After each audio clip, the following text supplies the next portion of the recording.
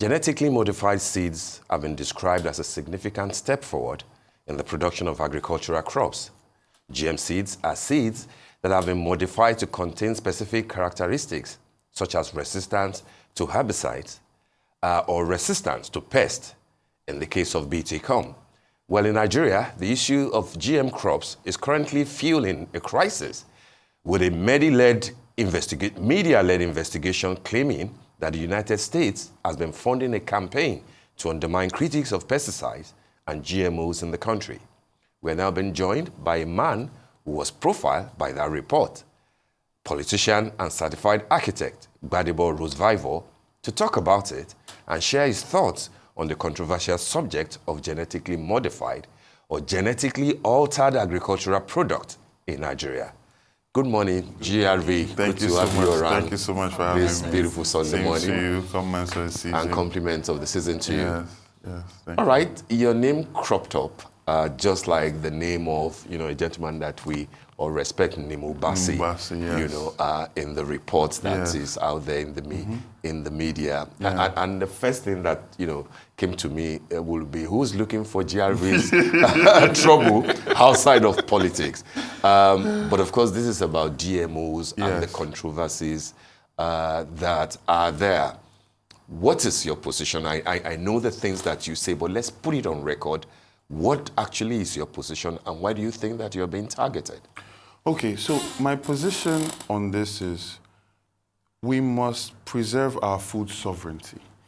Now, our food sovereignty comes from having our smallholder farms being able to plant seeds, save some of those seeds from their harvest, and replant again in the next season. Now, GMO takes that away because you have to buy seeds every year from these multinationals.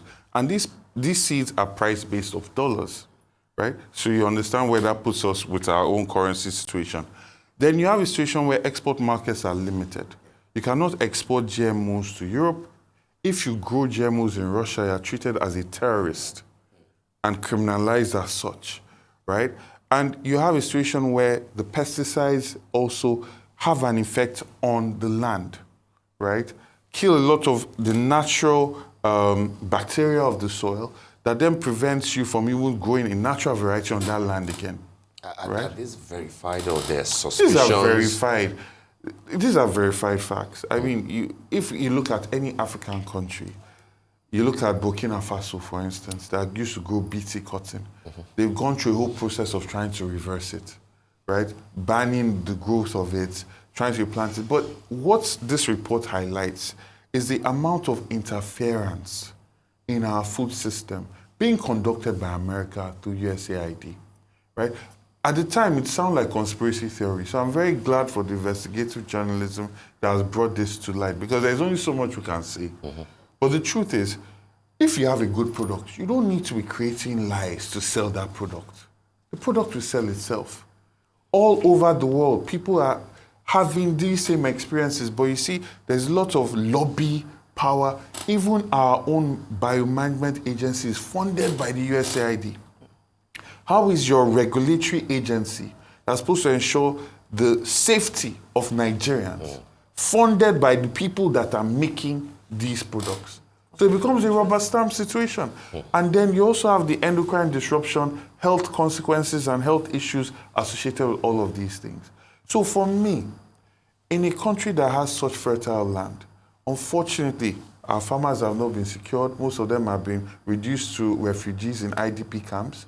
So our government needs to actually do that work to secure our farmers. Secondly, we need to actually ensure that inputs, funding, and everything necessary for smallholder farming gets to the farmers and is not eaten away by corruption. These are the things that need to be done, not magic seeds that then takes away your food sovereignty. To control the people, you control their food. And this goes directly to the report, the sadness that we're having to deal with this very morning, where people are in such desperate need for food, right? Now, this is a situation caused by a myriad of problems, security being one of the big issues, and not actually properly harnessing our agricultural capacity. But you do not want to lose your food sovereignty to a foreign multinational. So why are you a target then? No, at the time with Nibo Bassi as well, We were debating the former Minister of Agriculture who was the force behind it coming in, Akinwumi Additional, MBMA, and then with Nimobasi, we led a 2,000 to 4,000 march in the Senate. So we're very vocal about our stand against GMO and how it's not in the interest of Nigerians. You know, so what they then did is disinformation and then play down the risk. So they tried to tarnish our image, and they had a whole team of Twitter people that will be attacking, you know. But these people are not even Nigerians. They're not based in Nigeria. So let Nigerians decide what they want in their food system, right? Let the government be able to pass their laws in the interest of the people, not all this lobby and foreign interference. If this was being done to America, they will not like it. They will not take it. But, you know, USAID, they have denied that they are, you know, campaigning on pesticide regulation at this point. Obviously, they will deny it because that is in their best interest. Exactly. But what would you want the government to do now that they have commercialized at least 4 seeds? The government have said that these seeds actually will help in its effort to address food insecurity and climate change in the country right now. Well, that's what the government is claiming. Yes, and again, we've been on this since 2016. For me, the government has to decide whether they are going to do the work and also look at, okay, if I go to a farm, if I go to a market, right? Normally in America, there's GMO, there's organic. I can choose. I have the right to choose whether I want to eat organic food. The act in Nigeria also gives you that choice. Okay, that's why I'm giving you an example. Exactly. So let us go to the market. We want to buy a derica of beans. Who is going to label it? Who is going to monitor the labeling of it? We don't have that infrastructure in Nigeria. It is not, even, most people don't go to the shop to buy derica of beans where it is labeled, right? And then when you have the management agency being funded by them, right? Who says that anybody is looking out for the interests of Nigerians? This is the problem. This is where we are, right? This is where we are. So they can come with the argument that it will help increase our yield. They can come with that argument and play down the fact that we're going to have to buy seeds every year, which is not what we do. That's not our culture, right? And even the government has not invested properly in creating its own improved seeds, its improved variations. And another thing, Africa, Nigeria, can be the #1 producer of organic food. You are in England, organic food costs 5 to 7 times more than the genetic variety. Yeah. So people that want to eat that natural food, people that they are sick and their doctors tell them eat natural food, they can be buying from us. This is the huge opportunity we have. But when Farmer A plants GMO here, Farmer B plants organic here, horizontal wind drift will take the seeds from here to contaminate this one.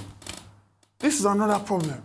So it's very insidious. Yeah, but these are things that the regulatory bodies have denied consistently, and they say that they are the experts and that they have the expertise and they have conducted researches to debunk the sort of things that you are saying.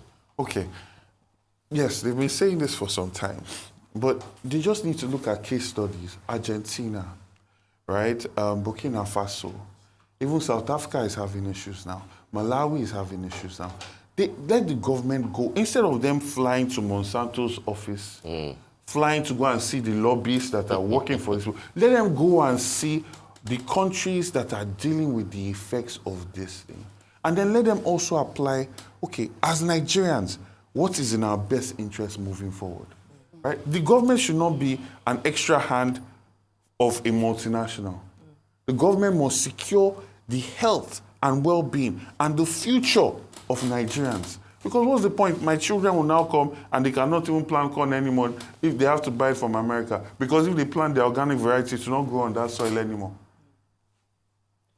Let's talk about, holding multinationals accountable and then also international comparisons.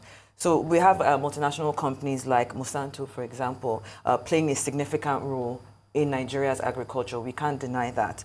What regulatory mechanisms should be in place to hold them accountable for their practices and, well, I say the impacts. We've just spoken about, the future, because this is for the future generation. And food connects us all. We know that they're here and we know what the problem is. So how do we work on those regulatory mechanisms? And also, given the classification of glyphosate as a probable carcinogen by WHO, should Nigeria adopt stricter standards for pesticides usage similar to the EU?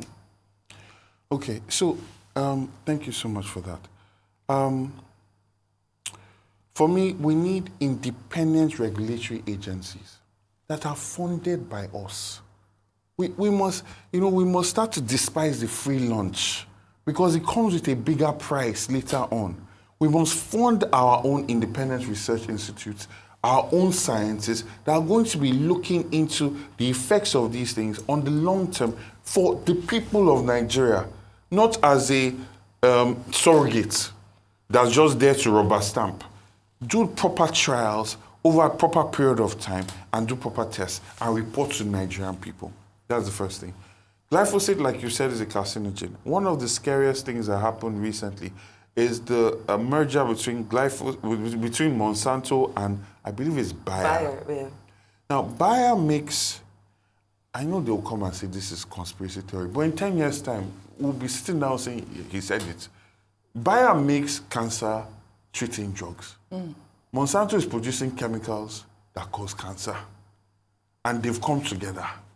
Right? This world, when you look at the kind of... Again, when we say an organization is producing product that causes cancer... It's a carcinogen. Yeah, but we have to be careful who is making the allegation, who has the proof. So it has been listed as a carcinogen. Okay. Glyphosate has been listed as a carcinogen, right? So all I'm going to say is we need stricter regulations for Nigerians, by Nigerians, funded by Nigerians, that are looking out for the interests of Nigerians.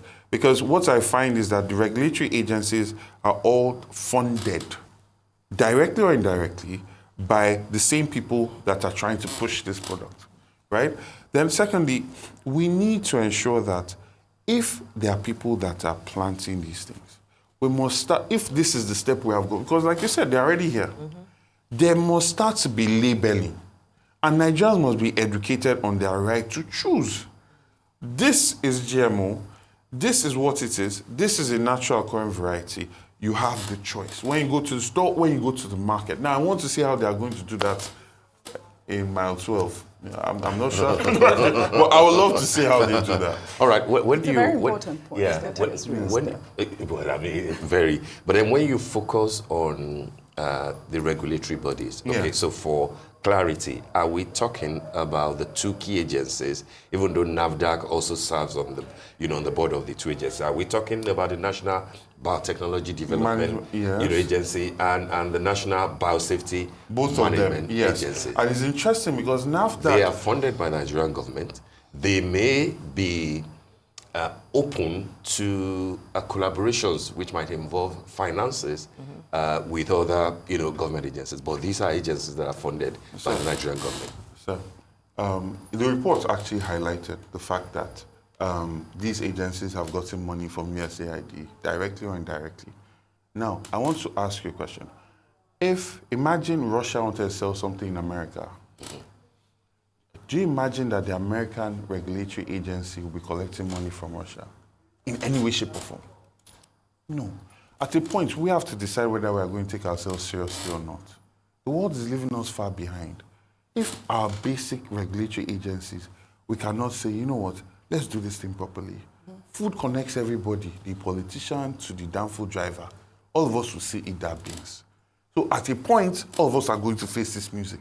So it's time for us to take this thing seriously. I've been saying this thing for a long time. Yeah, but what about the farmers who are saying that they're ready for this, that they want to be technologically assisted, and that these are exciting times for them, as far as, more yields is concerned? Yes, 100%. And I can understand someone saying that when they cannot see past their nose. And it's okay. There's a lot of poverty going on. So are you outrightly against the commercialization of these 4 seeds? Certainly. You are. Certainly. You're not just raising the point about the right to choose? Because it appears that that's the major thing here. Because even if the farmers, like Steve has alluded to, are excited, they have a right to, farm the way that they want to farm, I think that it is upon the government to regularize how we use these GMO fruits, or products, seeds, or what yeah. seeds, or whatever it is that they produce with the GMOs.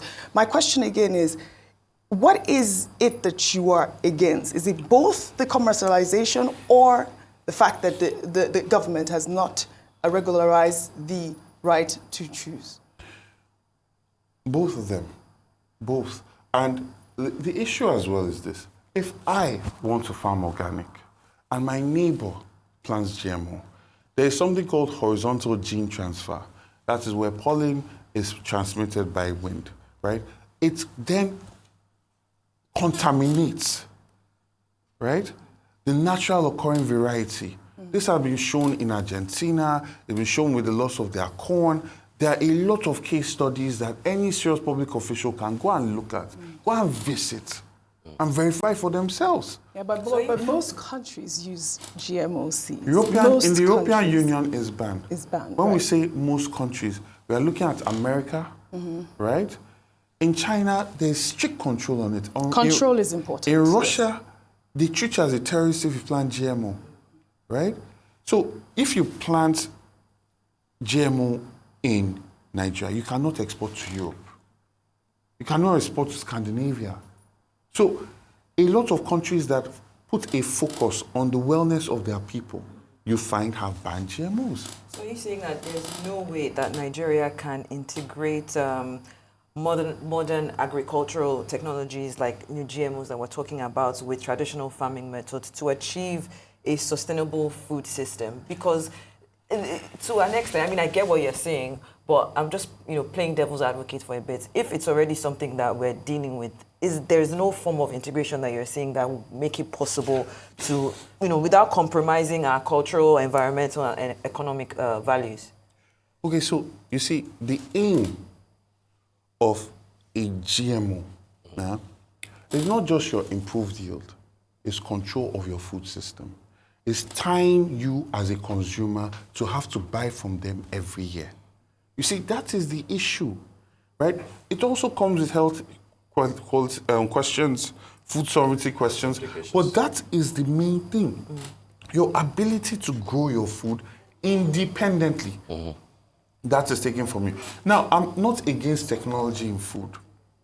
Agriculture, there are many, many systems. Permaculture, creating a system where you're interplanting different plants so that the plants, the insects that attack this one, kill these other ones. There's so many ways of doing modern agriculture. And even having improved varieties that have not been modified in their genetic makeup. And that's the issue. All right, JRV, Jennings, you want to... No, he's very passionate about this subject. And I just wanted to know, for the benefit... Do you buy GMOs, by the way? I'm sorry? Do you buy GMOs, by the way? Do I buy GMOs? I grew up half of my life in America, but of course. But there was, you could buy GMO, you could choose, and that's the point GRV is making. Yeah. But for the benefit of our viewers, because a lot of people are uneducated about this whole system, I'd like for you to share with us, the impact of the intense use of, pesticides on products and even GMOs, just, to elaborate your point. Yes. So in relation to pesticides, it completely destroys the natural biodiversity of the soil itself, which makes that soil not able to handle natural occurring varieties anymore. That's the first thing. Secondly, these pesticides have been linked to endocrine disruption. They've been linked to cancers. They've been linked to all sorts of diseases in the human body as well. Then, these pesticides also run off and go into our water bodies. Now, think about where our farming happens. Think about how people get their water to bath, to drink. Yeah. Think about our culture. Okay. Then think about how these chemicals wash into that and then the effect on our people in the rural community. So even if we want to look at this technology, we must have researchers whose sole focus is the interest of the Nigerian, right? That takes all these individual aspects into consideration And then in our research institutes, because we do have research institutes, and we do have fantastic scientists. A lot of people might not know this, but we do have fantastic scientists. They need to be funded by the government. Government should give them an assignment, make improved varieties for Nigerians. Okay, so just two quick ones before we let you go because of time. So when you say that you are totally 100% opposed to the products of GMOs, are you therefore saying that the Teller maize and the BT cowpeas are a no-no for you? Yes, because they are still doing the same thing. It's insidious. So they push, they lobby, they get it in. The next question is to spread it and spread it, especially when there is no more resistance. Okay. Right? All right. So no, we must start to invest in our farmers, get natural occurring varieties that are high yielding, and get these things to be produced for Nigerian people. All right, so the last word, given that this is a government thing, if we really have to deal with it, how do you therefore, what will you want the present government to do, given that the GMO thing started, I think it was around 2001, we started encountering them. Exactly. Yeah. But then 2004, under Jonathan, under Buhari, second term, we got some acts passed, and then they're now being commercialized under Asiwaju Bola Ahmed Tinubu. Do you think we're done for, or is there something you want to say to the president? So, Mr. President, very briefly, there are precedents all around the world where countries have taken the stand to use GMO. After 3-4 years or 3-4 seasons, they realize that this is not in their interest, and they reverse it. There's a whole process of reversal. So I appeal to our lawmakers to go and visit other countries that have dealt with this, that are outside the influence of the USAID and Monsanto and people pushing them, to hear their own side of the story.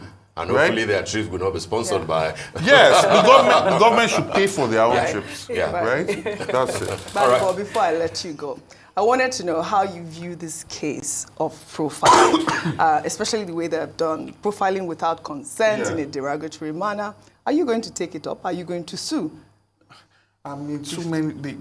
This week they said my mother is not my mother, that I'm adopted. That one, the lawyers are writing letter. And lawyers are getting expensive. Honestly. So I'm glad that investigative journalists are brought it out. I'm glad that Nigerians are getting to hear about it. And I'm glad that we start to think about what is our own interest. Fantastic. And that's how I move forward. Fantastic. Well Thank done. you so much. Gbadebo. All right. Thank you, Gbadebo Rhodes-Vivour. Thank you. It's always, interesting Always a having pleasure. you. Thank you for Thank you joining indeed. us.